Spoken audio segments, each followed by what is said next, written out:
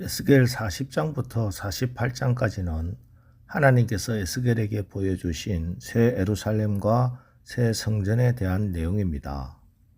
40장부터 어제 44장까지는 성전에 대한 내용이고, 오늘 45장 또 46장은 새 예루살렘 땅에 대한 내용입니다.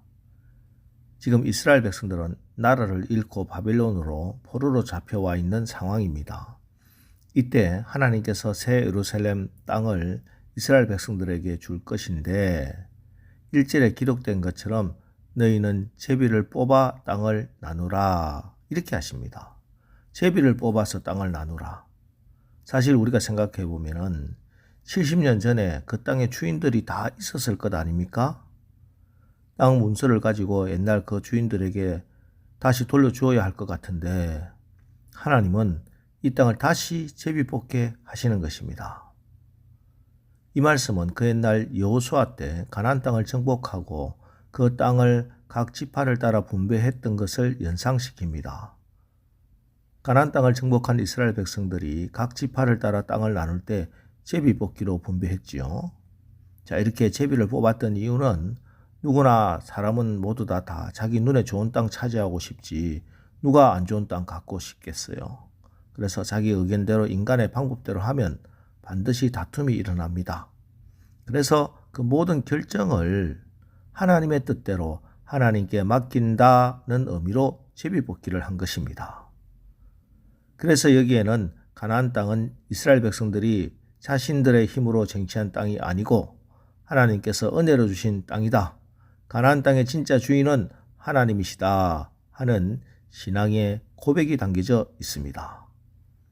이 신앙으로, 이 믿음으로 살아야 가나안 땅에서 진짜 축복의 주인공으로 살아갈 수 있게 되는 것입니다.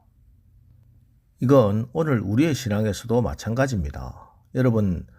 여러분에게 하나님이 허락하신 것들이 있습니다. 건강도, 물질도, 인간관계도 하나님이 우리에게 은혜로 주셔야 합니다. 모든 것을 하나님이 살아주셔야 합니다. 그렇지 않고 이것을 내 힘으로, 내 수단으로 막 쟁취하고 이것이 마치 내 것인 양 취하려고 하면 반드시 문제가 생깁니다. 어제도 말씀드린 가나안 땅의 첫 전투 여리고성, 이 여리고성을 이스라엘 백성들이 싸워서 쟁취했나요? 아니면 하나님께서 무너뜨리셨나요? 하나님께서 무너뜨리셨죠. 은혜로 값없이 받은 성이고 땅입니다. 자, 그리고 나서 바로 이어지는 전투가 아이성 전투입니다. 이 아이성 전투는 이스라엘 백성들이 우리가 싸우겠다고 올라갔다가 참패를 당하고 쫓겨납니다. 물론 그 사이에 아간의 불순종이 있었지만 이 전쟁의 패배의 핵심은 하나님의 땅, 하나님의 나라는 이스라엘 민족이 싸워서 쟁취하는 땅이 아니라 하나님의 은혜로 받는 땅이다 라는 말씀입니다. 그러니 가나안 땅은 믿음으로 들어가면 되는 땅이지 내가 싸우고 전쟁해서 쟁취하는 땅이 아닙니다.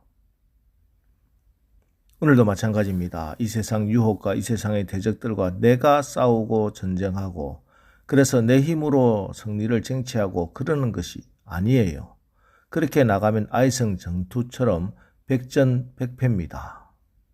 믿음의 생활, 신앙생활이라고 하는 것은 내가 도무지 이길 수 없는 세상을, 사단 마귀의 권세를 예수님이 이기셨음을 알고 그 예수님을 믿고 그래서 예수님이 살아주셔서 승리해 주셔서 그 승리를 내가 맛보아하는 것, 그것을 누리는 것, 이것이 믿음 생활이고 신앙생활입니다. 그래서 땅에 분배받을 때 제비뽑기로 분배받을 뿐만 아니라 그 땅의 주인이 하나님이시기 때문에 땅에 대해서 반드시 지켜야 하는 것이 있었습니다. 그것은 우리가 레위기에서 살펴본 대로 안식년과 희년 제도입니다. 사람들이 안식일을 지키듯 땅도 7년마다 농사를 짓지 않고 쉬게 해야 했습니다. 이것이 이 땅의 주인이 하나님이심을 인정하는 믿음의 고백이 되는 것입니다. 그리고 이 땅의 주인이 하나님이시기 때문에 이스라엘의 땅은 사고 팔 수가 없는 땅입니다. 혹 형편이 안 좋아서 땅을 팔아야 할 때도 땅을 파는 것이 아니라 경작권을 파는 것이고 50년에 한 번씩 돌아오는 희년이 되면 땅은 원 소유자에게로 돌아갑니다.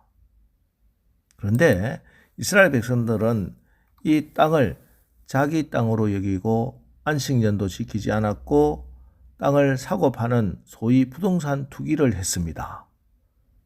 그래서 이 거룩한 땅이 욕망으로 가득 찬 혼잡한 땅이 되어버렸습니다. 그랬더니 하나님이 직접 이 거룩한 땅이 쉬도록 그 땅에 사는 백성들을 뽑아내 버렸습니다. 이것이 이스라엘 백성들이 바벨론 포로로 잡혀간 이야기입니다. 그리고 이 더럽혀진 땅을 하나님께서 70년 동안 안식을 누리게 하신 것이지요. 그리고 이제 바벨론 70년, 이스라엘이 지난 500년간 지키지 않았던 안식년 다 지키게 하시고 다시 새 예루살렘 땅을 회복하시면서 이 땅의 성격을, 그 주인을 다시 한번 알게 하시려고 제비를 뽑게 하시는 것입니다.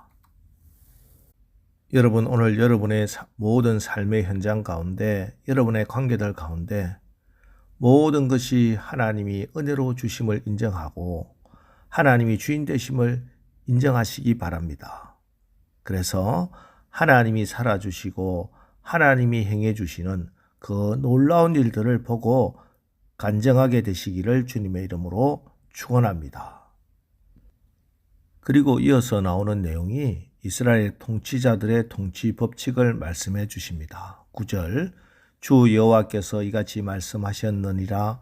이스라엘의 통치자들아, 너희에게 만족하니라. 너희는 포악과 겁탈을 제거하여 버리고 정의와 공의를 행하여 내 백성에게 속여 빼앗은 것을 그칠지니라. 주 여호와의 말씀이니라. 하나님께서 이스라엘 통치자들에게 요구하시는 것은 정의와 공의입니다. 사실 하나님이 주문하신 정의와 공의, 이것은 이사야 선지자 때부터 하나님께서 계속 하신 말씀이죠. 이사야 선지자부터 정의와 공의는 통치자들에게 주신 하나님의 말씀이었지만 그 말씀을 그들은 지키지 않았습니다. 세상의 포악한 군주들과 마찬가지로 이 백성이 마치 자기 백성인 것처럼 백성을 속여 빼앗고 포악과 겁탈을 일삼았습니다. 그러나 오늘 하나님은 분명히 말씀하십니다. 이 백성은 인간 왕의 백성이 아니라 내 백성이다. 하나님의 백성이라고 말씀하십니다. 그래서 너는, 인간 통치자는 오직 정의와 공의를 행하라. 오늘 이 말씀이 우리 각자에게도 의미 있는 말씀인 줄로 믿습니다. 우리는 모두가 세상의 군주는 아니지만 세상에서 왕같은 제사장들이요 거룩한 나라로 부름을 받은 사람들입니다. 비록 우리가 살아가는 이 세상은 공정함이 무너져 있는 세상이라 할지라도 하나님의 자녀들은 그렇게 살아가서는 안 될 것입니다. 오늘도 우리가 세상에서 수많은 사람을 만나고 일터에서 열심히 일할 것인데 하나님이 주신 말씀 붙들고 지키면서 살아 여러분을 통해 이 땅이 하나님의 땅임을 하나님이 증거해 주시고 증명해 주시기를 주님의 이름으로 축원합니다. 기도하겠습니다. 하나님, 오늘 하나님께서 새 예루살렘 땅을 이스라엘 백성들에게 주시면서 제비를 뽑게 하심으로 다시 한번 어떻게 이 땅이 주어지는지, 이 땅의 참 주인이 누구인지 알게 하십니다. 주님, 우리에게 허락된 건강도 물질도 인간관계도 우리가 내 힘으로 쟁취하려고 하면 무너져 버릴 것이요 하나님께서 은혜로 주셔야 함을 믿음으로 고백합니다. 이제 우리가 오늘 하루도 오직 하나님의 은혜로 살겠습니다. 하나님이 주인이심을 믿고 하나님의 말씀을 붙들고 주신 말씀 지키면서 공의와 정의로 살아갈 때 이 땅이 하나님의 땅임을 하나님이 친히 증거해 주시고 증명해 주옵소서. 예수님의 이름으로 기도합니다. 아멘. 이제 주여, 오늘 하루도 우리가 하나님의 온전한 백성으로 살아 하나님이 주인이시고 왕되심을 증거하고 왕이신 하나님을 간증하고 자랑하는 하루를 살게 하옵소서. 우리 합심해서 기도하고 나가겠습니다. 우리 기도하겠습니다.